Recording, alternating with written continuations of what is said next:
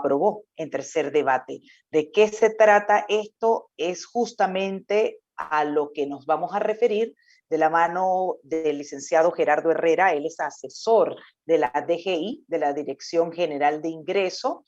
Interesante este tema, así es que usted preste mucho cuidado. Licenciado Gerardo, qué gusto tenerlo aquí. Feliz tarde para usted. Agradezco de antemano su tiempo y disponibilidad para explicarle a esta audiencia cuáles son los beneficios de este proyecto de ley que ya ha sido aprobado, como acabo de decir, en tercer debate y solamente está a la espera de la firma del señor presidente de la República. Bienvenido.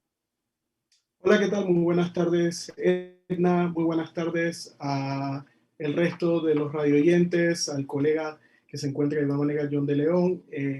Sí, como en efecto has mencionado, hace algunos días se aprobó en tercer debate por la Asamblea Nacional de Diputados lo que es una extensión al proyecto de amnistía que correspondía a la Ley 99 del 2019, que como ustedes recordarán, pues es un proyecto de ley que básicamente lo que persigue es brindar un espacio de prórroga en el cumplimiento de las obligaciones tributarias para los contribuyentes que en ese momento, es decir, en el momento original, es decir, la ley 99, correspondía a las obligaciones de junio del 2019.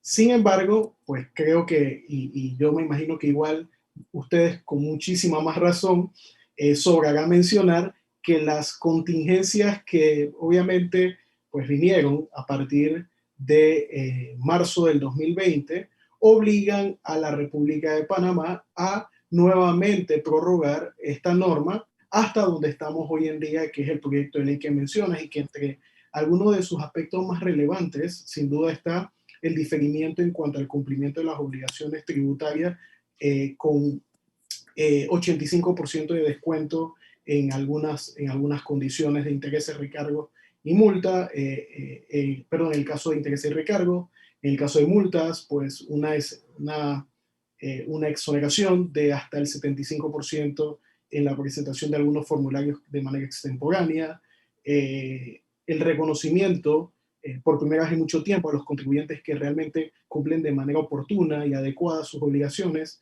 de un descuento hasta del 5% en el caso de los contribuyentes que lleven a cabo un esfuerzo y abonen la totalidad de las obligaciones dimanantes de las declaraciones que tengan término pues a marzo, entre algunos otros aspectos que sin duda son de mucha relevancia para el común de los contribuyentes, Hernán. John. Sí, hablemos un poco de ese 5% que usted mencionaba en específico para las personas naturales y jurídicas que tengan ingresos inferiores a... Bueno, hay una cifra ahí que le voy a pedir a usted que nos detalle, porque creo que eso, ahora que numeró todo, es importante que podemos ir desglosándolo para que la audiencia lo tenga claro. Claro, muchas gracias, John. Sí, mira, el artículo 8 de ese proyecto de ley establece un segmento y esto no es arbitrario, tiene una razón y qué bueno que lo consultas. Muy interesante la pregunta porque precisamente el umbral de 2.5 millones de dólares va orientado al segmento más golpeado en términos de cada uno de los papeles que usted lea en torno a la pandemia, que es el sector de micro, pequeñas y medianas empresas, entendiendo que probablemente pueda considerarse que 2.5 es un umbral alto. Sin embargo, es como lo define la norma que regula la materia de micros, pequeñas y medianas empresas. Entonces, no en vano, pues esta es la razón por la cual se estima, primero porque es el sector más golpeado dentro de todas las compañías que existan en una economía. Y segundo, pues porque entendemos que es allí donde está una de las proporciones más altas de mano de obra contratada que se encuentra suspendida y que eventualmente, sin duda, va a necesitar cualquier espacio de flujo de caja que pueda tener. Licenciado Gerardo, también hay otras medidas que se adoptan dentro de este proyecto de ley y tiene que ver precisamente con esas áreas, por ejemplo, de inmuebles donde se extiende el descuento del 10%. Creo que es importante también en concepto de lo que es el impuesto de inmueble hasta finales del mes de abril. Creo que es importante también explicar todas esas otras bondades a las que pues hace referencia estas otras modificaciones, por así decirlo, que contempla este proyecto de ley 566. Claro, muchísimas gracias, Edna. Mira, sin duda, uno de los aspectos que esta norma, a diferencia de su predecesora, que es una extensión igual, contempla es la posibilidad de la inscripción de mejoras tardías sin que esto tenga como consecuencia el establecimiento de multas que no son menores y que, como sabemos, en la República de Panamá era muy habitual, sobre todo en las áreas poco urbanas, que se llevaran a cabo levantamientos de mejoras y que no fueran estas inscritas debidamente de acuerdo al procedimiento que establece el Código Fiscal para su reconocimiento. Pero entre algunos de los aspectos más relevantes que me gustaría mencionarte de la norma, quizás los de carácter más general, que es, por ejemplo, el periodo en que tiene el contribuyente para poder acogerse a la amnistía tributaria, que es hasta agosto de este año, entendiendo que el mes de enero fue irregular, así que se tomó la consideración de que fuera hasta agosto la posibilidad de que los contribuyentes pudieran acogerse al periodo de amnistía. En el tema de arreglos de pago, pues de igual manera se difirió el tema de los acuerdos de pago para que los contribuyentes pudieran llevar a cabo acuerdos de pago. Recordemos, y como lo ha dicho el director general de ingresos, que me parece que has visto la campaña que ha tratado de incentivar en torno al cumplimiento y demás. Nuestro director, la verdad es que es una persona formidable en ese sentido, tratando de comunicar y demás, y siendo muy transparente en esto. Pues hemos precisamente tratado de ser recíprocos en ese sentido, y entendiendo esto, pues de igual manera hemos diseñado un acuerdo de pago para los contribuyentes de tal suerte que no existe en el intermedio una cuota fija de pago, sino que el contribuyente formaliza un acuerdo de pago y no es sino hasta el final de la obligación en donde efectivamente se materializa una última cuota correspondiente al saldo, lo cual le da la oportunidad al contribuyente de ir cumpliendo de acuerdo a su capacidad en una temporada que la verdad es bastante complicada en términos del pago de obligaciones tributarias. De igual manera, Edna, un tema que nos han preguntado muchísimo, y sobre todo por el tema del flujo de caja, es que el código tenía, el código tenía una norma para lo que era el pago del tributo en la enajenación de inmuebles, en donde adelantabas el 3% y posteriormente liquidabas y abonabas el 10% correspondiente a este impuesto de ganancia de capital. Esta norma obligaba al contribuyente a pagar 3% del valor de venta o el valor catastral, cualquiera de los dos el mayor, no importando que no hubiera en la transacción ganancia. Sin embargo, esta norma ha sido modificada en esta norma de amnistía, con lo cual el contribuyente podrá decidir si desea liquidar el tributo y pagar el 10% de lo que efectivamente sea ganancia, que puede ser realmente en algunos casos pues mucho menor al 3% de lo que se hubiera abonado en su momento. De igual manera, Edna, se ha diferido el pago de multas solo al 25% de lo que correspondía para alrededor de 10 formularios. El más importante de ellos, el informe de compras, que tiene una multa bastante onerosa de 1.000 balboas por mes, de tal suerte que los contribuyentes puedan realmente presentar estos formularios. Un aspecto súper importante de esta norma que seguro va a ser muy importante para todos los contribuyentes, es que introduce el concepto de compensación. Van a poder compensar las obligaciones que tengan más de un año de haberse presentado y van a poder compensar los contratributos, con lo cual esto va a permitir que los contribuyentes puedan formalizar, puedan solicitar paz y salvos para el cobro de sus cuentas, entre otras cosas que sé que era importante para los contribuyentes. ¿Cómo se hace el balance cuando el Producto Interno Bruto del país cayó de 17,9% en el año pasado? Hay compromisos por parte en administración pública, presupuestos, proyectos a ejecutar. ¿Cómo se hace el balance para lograr entender que, por supuesto, esto va a ser un alivio para los contribuyentes, pero en materia de administración, cuando vamos a hacer ese balance, ¿cómo se logra? Si hay disminuyó el ingreso, por lo menos en Producto Interno Bruto, la lógica sería, bueno, entonces se va a mantener sin una mora. Claro que por supuesto esto es sumamente importante, para apoyar a los contribuyentes, pero entender esa otra parte. Claro. Sí. Yo, perdón, Edna, disculpe. Sí, sobre todo cómo contribuye a la reactivación de la economía del país este proyecto, ¿no? Claro que sí. Sin duda alguna, fíjate, John, y excelente el análisis. Miren, pese a la caída del Producto Interno Bruto, no debemos también dejar de lado o tampoco dejar de lado, perdón, que la recaudación cayó casi 35%, un tercio de lo que ordinariamente tuviéramos, y hemos visto que son cifras probablemente de 8 o 9 años atrás, con lo cual es bastante fuerte la caída en este sentido. Mira, creo que es del mensaje, como he dicho, ponderando al director general, el mensaje de nuestro presidente de la República, es un acto patriótico. Al final, hemos no solo mantenido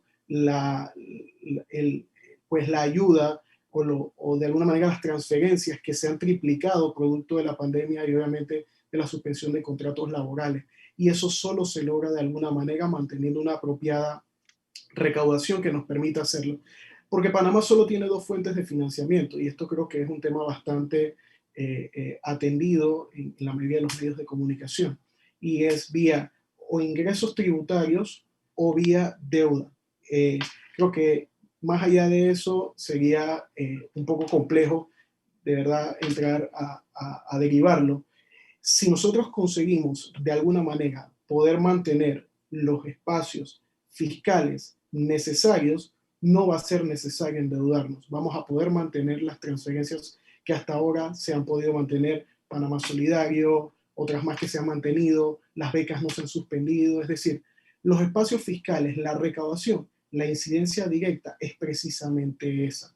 Sin duda que es un acto, como ha dicho el director, de patriotas, y al final del día lo que procuramos es, entendiendo todos los informes, el de Fondo Monetario, el de la Organización para la Cooperación y el Desarrollo Económico, el del CIA, que recientemente publicó un artículo buenísimo de Alberto Barreitz, con otros economistas, no es nada disímil a lo que sufre la mayoría de los países de Latinoamérica y del Caribe, incluyendo los países OCDE.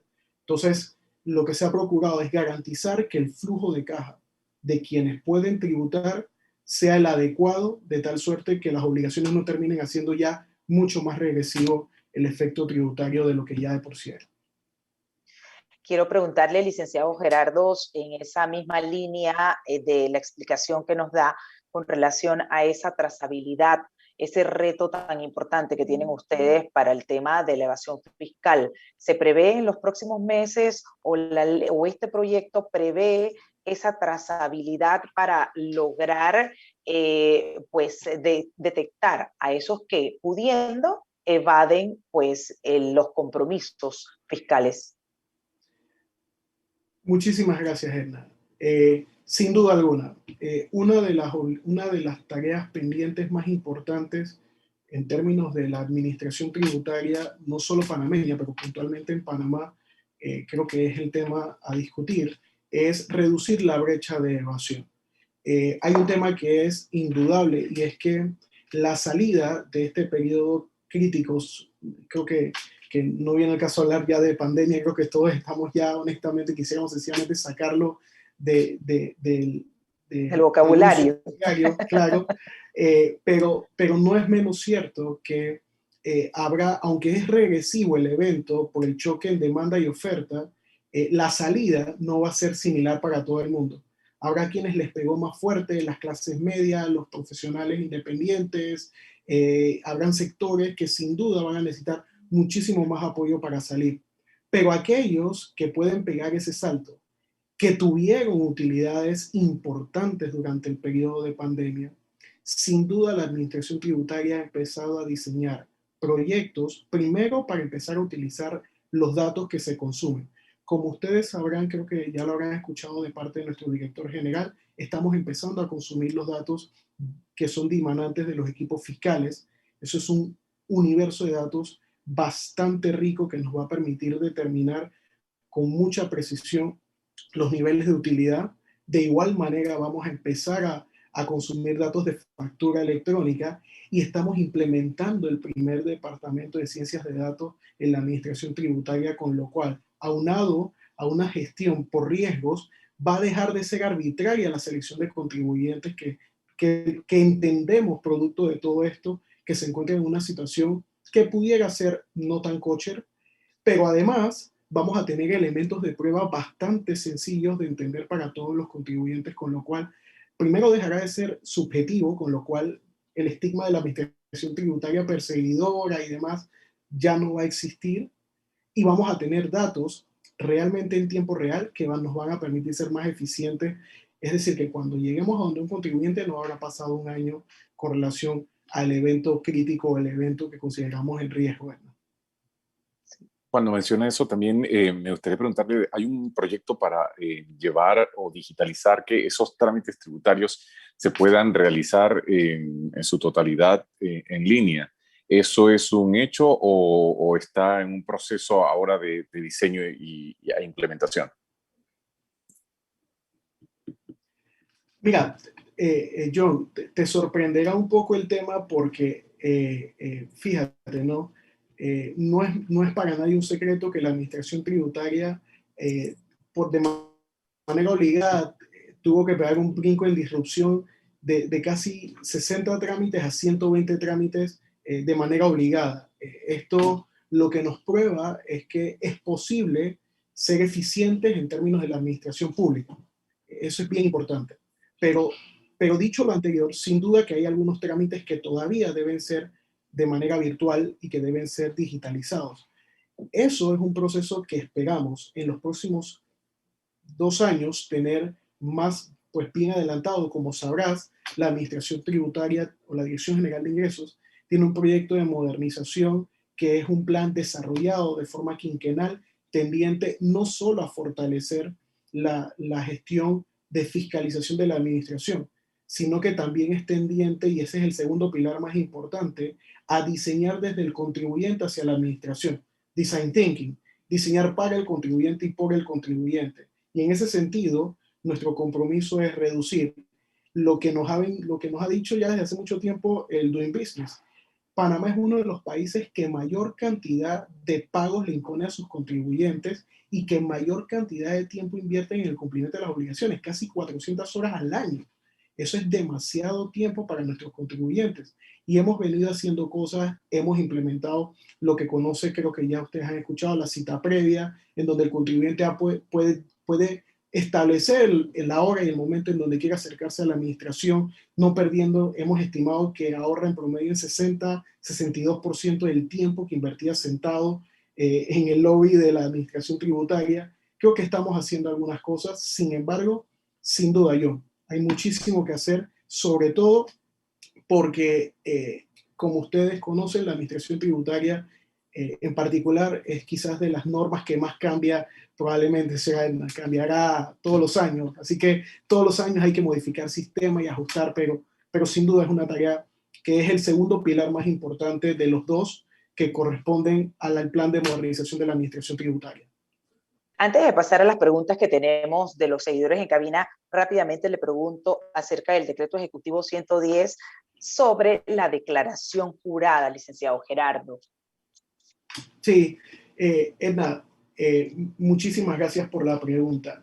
Me permito comentarte. Básicamente el proyecto tiene 3 aspectos que son bastante puntuales. Uno, el diferimiento a mayo de las obligaciones de pago que precluían en marzo 31, como ustedes recuerdan, entendiéndose que pues, precluían las de carácter tributario en términos de impuestos sobre la renta y otras más. Luego también se difiere por decantación la presentación de la declaración jurada de renta a mayo. Es importante acotar, y esto creo que no quiero soslayarlo bajo ninguna circunstancia, que muchos contribuyentes cumplieron con su obligación de presentar la declaración de renta.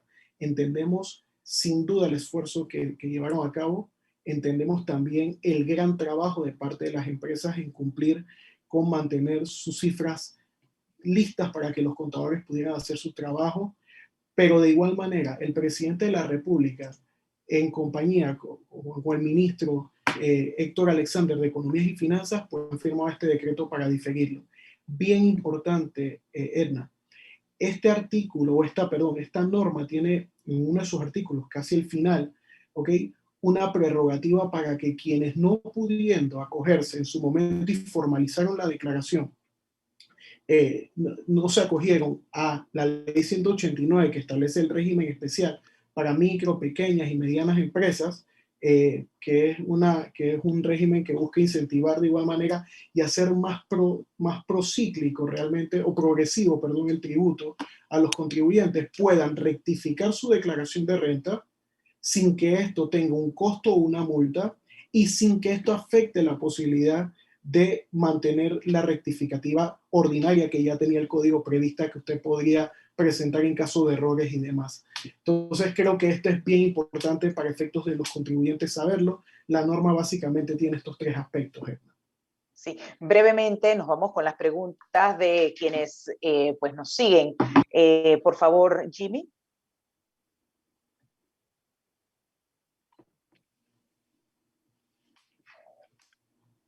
Muchas gracias por su pregunta. El diferimiento está diseñado para que aplique a todos los contribuyentes. Si se refiere al decreto de ley que prorroga o difiere las obligaciones relacionadas a la declaración de renta del periodo fiscal 2020. Este decreto, como ustedes pues lo podrán ubicar, que es del 31 de marzo de este año, establece la posibilidad de que los contribuyentes puedan diferir la presentación y el pago hasta el 17 de mayo, que no en vano es el día del contador público autorizado, es un poco el obsequio a los contadores que la verdad los contadores públicos han hecho de verdad muchísimo esfuerzo para hacer entender que era importante este diferimiento. El presidente de la República con el señor ministro y el director general, pues al final así lo han dispuesto. Vámonos con la siguiente pregunta, Jimmy, si tenemos más en cabina.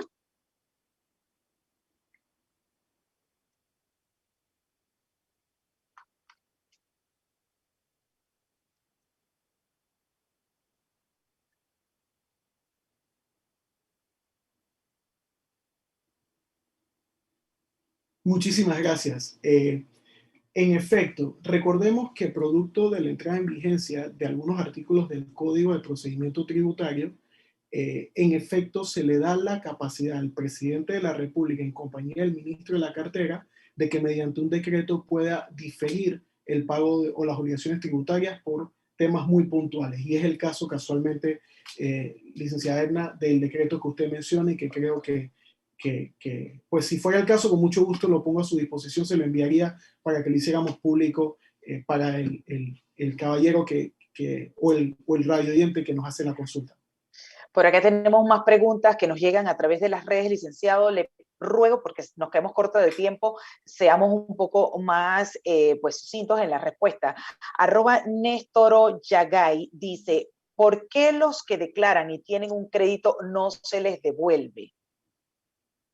¿Por qué los que declaran y tienen un crédito no se les devuelve? Bueno, la primera respuesta que se me ocurre es porque no lo solicitan. Pero habría que revisar caso por caso. Hay créditos que son dimanantes, Edna, del pago en exceso de tributos y hay otros que son dimanantes de otra consideración, pero habría que ver. Pero la primera respuesta, siendo sucinto, es porque no lo solicitan. Sí. Esto más bien es un comentario. @Abel04209350 dice, muchas veces me he preguntado si esto tiene un final feliz y quienes se acogen a esta amnistía cumplen a cabalidad. Nunca sabemos esos resultados. Esta práctica deja muy mal parado a los que sí cumplen versus a los irresponsables. No sé si teníamos alguna otra pregunta, Jimmy, para ir cerrando y concluyendo. Acá hay una pregunta también desde tu cuenta, Sí, es cuestión gracias. de ley. Los que estén en amnistía o arreglo de pago deben comunicar que van a acoger al término establecido hasta agosto, o es automático dicha prórroga sin necesidad de notificar o comunicar a la DGI. Los que estén, bueno, muy buena pregunta. Entendería que quien está haciendo la consulta es porque tiene un acuerdo de pago. Ok, Seguramente. no, diciembre. Recordemos que el término agosto es para acogerse al periodo de amnistía. Es decir, yo reúno mi abogado y hago el cumplimiento que había antes de esa. Sí.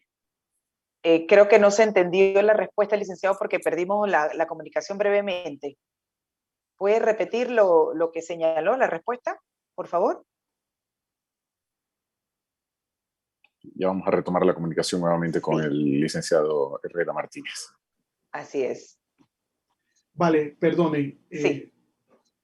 Sí, si existe un acuerdo de pago, sencillamente lo que haría sería extenderse su vigencia.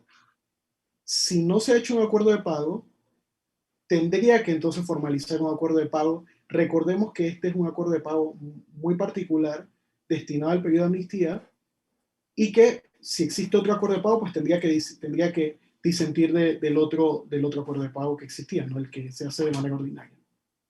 Licenciado Gerardo Herrera, asesor de la DGI, agradecemos muchísimo su tiempo, la disponibilidad y esa orientación válida para todos los oyentes con relación a este proyecto 566 sobre amnistía tributaria y por otro lado también la declaración jurada que guarda relación con ese decreto ejecutivo 110, así como otras preguntas que absolvió en la tarde de hoy. Bienvenido siempre. Linda tarde para usted.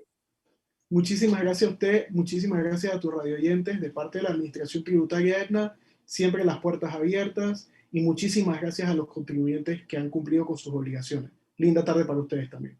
Gracias, licenciado.